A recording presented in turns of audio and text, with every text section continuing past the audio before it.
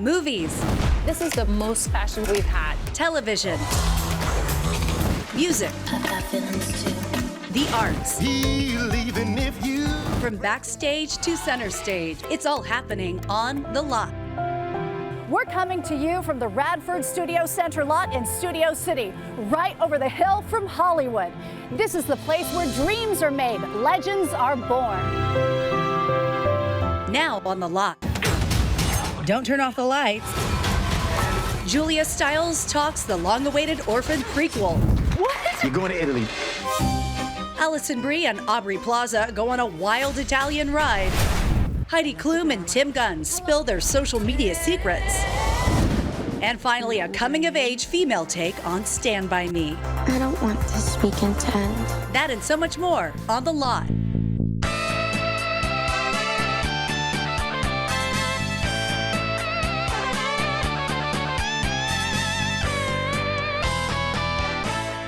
Hello and welcome to The Lot. I'm Suzanne Marquez. Fans of the suspense-filled horror hit Orphan are getting a double dose of Esther in Paramount Pictures' new release, Orphan: First Kill. I think something's going on with Esther. Esther is back to terrorize another family.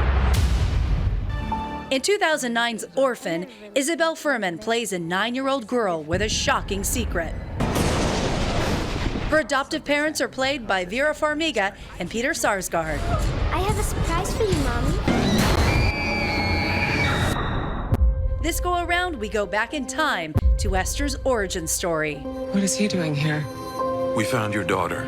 She's alive. Esther orchestrates a brilliant escape from a psych ward and travels to America, where she impersonates the missing daughter of a wealthy family.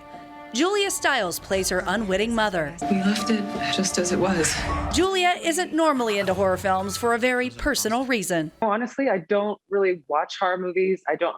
I'm too much of a wimp. And I mean, I knew about the first one because it was really popular. But I find that like the world is scary enough as it is. I don't need to watch that on my own time. But I was sent the script and it was so clever and so surprising. And also I felt like there's an element of fun to the movie too. Oh, it's fun, but make no mistake, you'll be scared too. Mommy, I made it for you. Isabel Fuhrman first portrayed 9-year-old Esther when she was 12. Now, Isabel is in her 20s, but creative camera angles, lighting, and special effects turn back the clock. And she even referred to her childhood notes from the first film.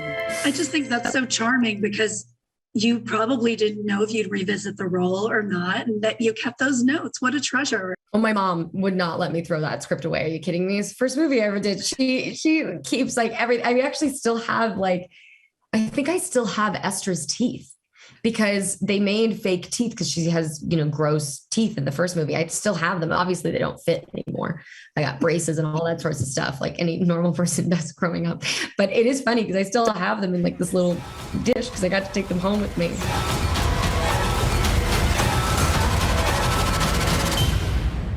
This thrilling prequel is definitely not for kids. It is rated R.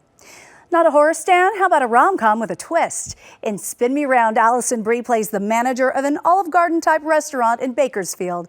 She travels to Italy to fall in love, but finds herself in the middle of a mystery. It's been really fun on these last few projects, writing them and really being a part of the creative process. Alison Brie co-wrote Spin Me Round with director Jeff Baena, who has been her writing partner on several movies. How did you get this incredible cast assembled, by the way? Luck, pure luck, I think, and a little bit of convincing. Some of the people in this cast are, return offenders. It's like Aubrey Plaza and Molly Shannon and Fred Armisen. I've worked with them all before, so we kind of even wrote these characters with them in mind. Alison brought her husband, Dave Franco, to the film's premiere in West Hollywood inside the London Hotel. And the film's famous stars showed up and showed their support for their castmates, who after working on so many films together are friends in real life too. Tuscan Growth has a program where they take all the top managers to Italy. Amber, pack your bag. In Spin Me Round, Alison Brie plays Amber, who along with a group of fellow Tuscan Grove managers flies to Italy to immerse themselves in Italian culture. Martucci. Ciao, amici. The cast filmed during the pandemic, so they basically had the town of Pisa to themselves. After talking to the rest of the cast, they basically got an incredible trip to Italy and shot scenes in between. Yeah, exactly. Basically, the actors in this movie are having the trip that their characters wish they were having. But it was super fun and exciting to be in Italy and pretend to be in Bakersfield. I felt like very fortunate. Yeah, that was some serious acting. yeah, pretending to be in Bakersfield. I was like, this is when acting feels fun. I love thrifting, and there was a flea market outside of our hotel, and I found this for $50. And I was like, wait, I should wear this to the premiere, and here we are. Get dressed. The one who threatens to ruin the fun is Kat, played by Aubrey Plaza. I can't afford this. It's Nick Street. What? She's like an executive assistant to this billionaire CEO of a large American franchise restaurant, kind of like Olive Garden, but in the movie it's called the Tuscan Grove. And she's kind of this worldly, like cool, badass kind of girl. And she's working for this super rich guy, and she's kind of doing all the things he wants her to do. But eventually she gets frustrated and is like, I'm not doing this anymore. I got some scoop from Allison and Dave on the red carpet. They just wrote and filmed a movie together, which should be out in the next year. In the meantime, Spin Me Round is unrated and in theaters now. One is the person you used to be, and the other one is the person you're becoming. Let's go back like 2 months. Then we can have summer all over again. And the older I am, the more complicated my life gets. 4 girls set to enter middle school struggle with the harsh reality of growing up in the new movie, Summering. The best friends embark on a mysterious adventure in the film, which also focuses on the complex relationship between kids and their parents. You know, they deal with this extraordinary situation that a dead body, it's not a spoiler, there is a dead body that they come across in the woods. And, you know, how will they navigate that? Does that become this kind of, you know, poignant symbol of the angst and anxiety and fear that they've gone from an innocent place in their, you know, they're sort of graduating from one chapter of their life into another. These young actresses are so incredible. I mean, the control that they have over their entire body and their ability to just really sit in these roles is incredible. So, I mean, that's what I loved watching about it the most. Summering is in theaters now, rated PG-13. Attention fashion lovers, designers from around the world are set to compete on the new season of Making the Cut. Heidi Klum and Tim Gunn told me how they discover some contestants and where they get inspiration for life in general. Hi, Heidi and Tim. Hi. Hi, Suzanne. Hello. How are you guys doing? You look gorgeous, both of you. It looks fabulous where you are there. Yeah. Where are you? It is faux. Can you believe it? Oh, it's faux. Are you serious? Oh my gosh, you got us there. I was like, wow, this is nice where you are there. Wow, I love that faux. Yeah. Thanks, guys. Yeah, I downloaded it on Google. Just did a little image search. High quality backgrounds. Thank you. No, I love it. Well, you Congrats. also look great. Yeah. Thank you, guys. So let's talk about what's different this season. Whoever wants to go first. Well, we have 10 new designers that no one has ever heard of before, which I think is always amazing, to give 10 people a chance to be seen. You know, not just them as people, but what they can do. You know, I know a lot of designers, and I'm always on social media looking at also unknown people, but very, very talented people. But now, you know, these 10 people, the whole world is going to see. You know, someone who was from the Dominican Republic, there's a different kind of fire in there, and, you know, a different kind of design aesthetic than someone who is, you know, from Asia or from Switzerland, or, you know, I feel like everyone brings a little bit of their heritage, you know, to the table and to their designs. And Tim, let's talk about, Heidi mentioned social media. I find so much inspiration there. And I also love buying the fashions online after the designer wins. It's so fun to just shop and feel like we're connected to the show. And you are connected because of that, really. No, it's quite extraordinary. And it's a benefit of being with Amazon, a profound benefit, because the video of Amazon Studios and Amazon Fashion are, of course, different areas of the company. And it's wonderful that Making the Cut has been able to bring them together in this way. And of course, it's great for our designers. Yeah. And for the customers. Yeah. Of course. Tim, do you get inspiration from social media? Oh, of course. I mean, to be blunt, it's unavoidable, is it not? Yes. I mean, sometimes you get lost in there. Sometimes I'm like, oh, let me just look around a little bit. And then all of a sudden, an hour later, I'm still in it. Oh, same here. Same thing. Yeah. It's terrible. I do it before I go to bed. I know it's not supposed to put you to sleep, but I just love it. Being lulled by fashion and inspiration, traveling around the world. Yeah. Does it put you to sleep? No, I just stay up 2 more hours. Oh, I was going to say, if it works for you, I might try it. No, absolutely not. Terrible idea, but it's fun. Thank you, guys. I love you both so much. Thank you so much. Making the Cut Season 3 is streaming on Amazon Prime now. The God brings hell to Comedy Central. We've been treating Mother Earth like a side chick, and she's done. All right, rising temperatures, earthquakes, hurricanes, COVID, and all these other diseases. Earth is fed the up, and we're not even going to talk about the rising global temperatures that are causing the permafrost melts. Okay. Charlemagne the God talks Season 2 of his late night show, the new look, hot new name, and what he told the lot about BFF Wendy Williams. Why? All my life, I've been grinding all my life, all my life, been grinding all my life, sacrifice, hustle, pay the price. And Hollywood honors the hustle of a late hip-hop legend. Let's talk TikTok. This viral clip of the week comes from a delightful comedic duo, Leo Gonzalez and Jonathan Chavez. These friends quickly realize getting roasted is not as fun as it seems. To find out you can afford an assistant. I know this is so good. What if we do it? You roast me. No. Nah, roast me. No. For real, just one time. Just roast me one time and I won't say it again. No, I'm not gonna roast you. Please just roast me. It'll be fun. Okay, how about the fact that you're pick me and nobody ever picks you? Nobody ever picks you. Not even your dad picked you. He picked his 2 kids in Mexico. And earlier when we went out to eat, you said you didn't like the pizza, yet you ate it all. I didn't even get a slice. I don't ever get a slice. Nobody ever gets a slice around you. We had our food. How about that, huh? How about that, you fat pig? See? How hard was that?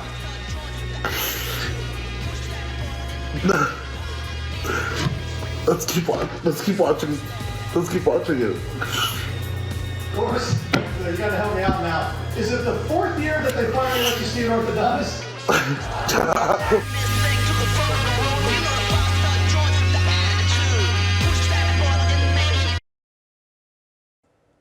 Said he met my mom's at the Century Club.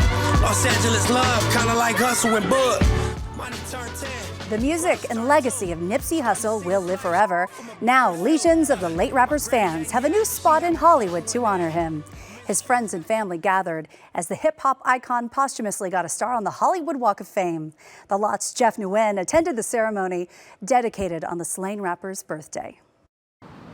Suzanne, fans celebrated the life of the late rapper Nipsey Hussle hours after the unveiling of his star on the Hollywood Walk of Fame, which is right in front of the new home of Amoeba Records. We are proud to welcome to the Walk of Fame Nipsey Hussle. The late rapper Nipsey Hussle was honored posthumously with a star on the Hollywood Walk of Fame Monday. His grandmother spoke on behalf of the family of Ermias Ashkadome, which was his birth name. He will never be gone in my heart. Nipsey was remembered more than 3 years ago during a public memorial and a procession through the streets of LA following his murder outside his clothing store. His music videos often showcased his hometown, the city of Los Angeles, so fans would visit the places that were name-dropped in his songs. I'm hearing about like the soil from where the person came from. All my life, been grinding all my life. Fans also found inspiration in his work ethic, distributing his own art and merchandise himself. That was a blueprint. It was telling me that, you know, you can acquire anything you want if you just put in the hard work and the dedication. While Nipsey's West Coast style celebrated our car and cruising culture, these fans rode the train for more than 70 miles for the unveiling. All the way from San Bernardino. This artist created a portrait to celebrate Nipsey's humble beginnings. This piece is made out of duct tape. And the reason why I use duct tape is I like to show people that you could create things of greatness from what you were given. And for his family, Nipsey's success is measured by the countless lives he touched. You've been a star in my eyes, the family's eyes, God's eyes, far before the accolades caught up.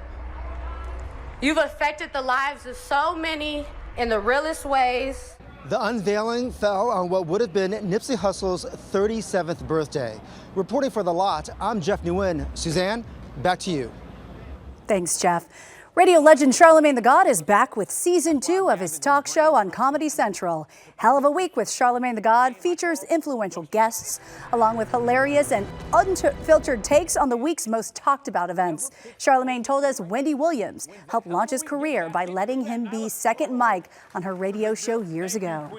And so being able to work with Wendy up close and personal and seeing, you know, how she was handling being a nationally syndicated radio personality, and even watching her make that transition to television. Like, I learned so much in those 3 years that I worked with Wendy. That was like my college. Like, I didn't go to college, you know, for radio. I didn't go to college for anything. I never went to college. But working with Wendy for those 3 years, that was like my college experience. So, man, I learned so much just on how to be a super jock in this radio industry. Hell of a Week with Charlamagne the God airs Thursdays at 11:30 p.m. on Comedy Central. Another streamer takes a deep dive into the legacy of the Lakers. Bring in the people that actually lived the story. Hulu hoping to hit nothing but net with their new docuseries on the Purple and Gold's past. And could Britney Spears soon repeat an iconic moment in MTV VMAs history? We'll see. It's time for this week's This or That. Our players are Wayne Brady and Marissa Jarrett-Wincourt, who recently starred in a production of Kinky Boots. Who knew these two were polar opposites? Vacation or staycation? Vacation. Oh, staycation, 100%. I get so stressed out about like packing and planning. I'm like such a homebody. Beach or pool? Beach or pool?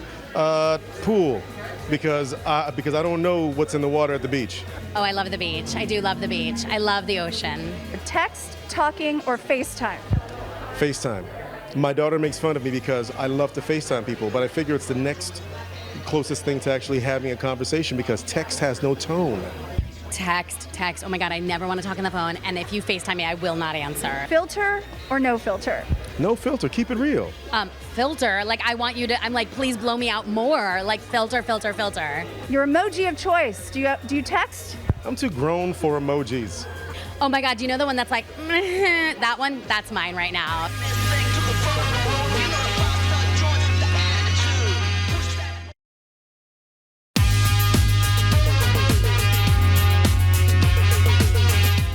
After winning time on HBO Max and a little magic on Apple TV+, Hulu has joined the roster of streamers chronicling the historic rise of the LA Lakers, and the people who lived it are calling it a slam dunk. The Lot's Jamie Maggio spoke with the major players. Legacy, the true story of the LA Lakers, is the latest in a series of streaming content on the team. But unlike another show garnering some controversy, those behind this 10-part series say it's nothing but the truth. You know what happened on the court, but not everybody knows what happened behind the scene. Jeannie, what was it like for you? I mean, you've told the story of you know, your family history and your family history with this team so many times, and what was it like to go through this particular process? It was important to me that the truth be told, that we, you know, bring in the people that actually lived the story to share their truth. Dr. Jerry Buss has taken a big bite out of the sports scene. There's a generation of Laker fans that don't know who Dr. Jerry Buss is, and that when you see him on screen, and first of all, he's movie star handsome, but the charisma that he had and the passion for what he wanted to build. Laker fans know you know, his dedication to this team. The Lakers are the world champions.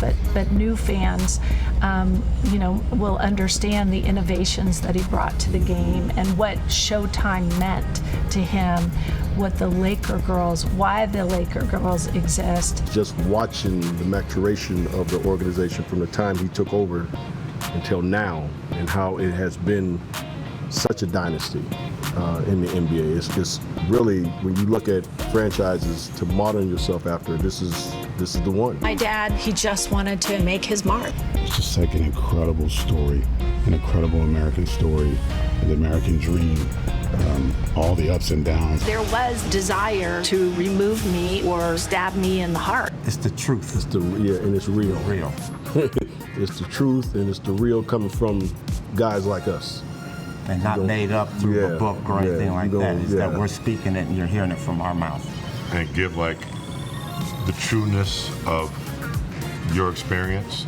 To me, that's important, and I think that's what I, get out of it the most, is being able to convey a message that we all experience together and get it right. Legacy, the true story of the LA Lakers, is streaming now on Hulu. Back to you, Suzanne. Thanks, Jamie. Past or present, the Lakers are familiar with philanthropy. Yeah, they're going to be sad that they're on my team because this is a golf event, not a basketball event. But I can tell you what, we're going to compete pretty hard. Lakers legend Derek Fisher among the stars teeing it up at Cedric the Entertainer's Celebrity Golf Classic next. Want to take a stab at being social? I do like stabbing.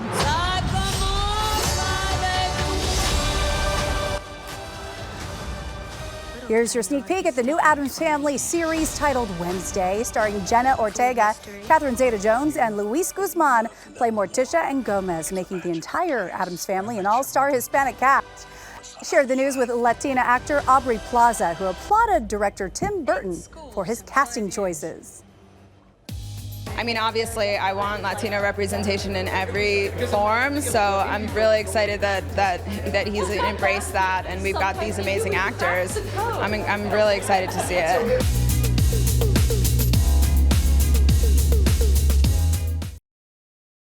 I know I may be young, but I've got feelings too. The MTV VMAs are at the end of the month. To celebrate, MTV shared this illustrated take on Britney's famous performance of Slave for You with a Snake. Is this a hint she's performing? Who's slated to hit the stage? Presenters and the rap royals at the helm next week on The Lot.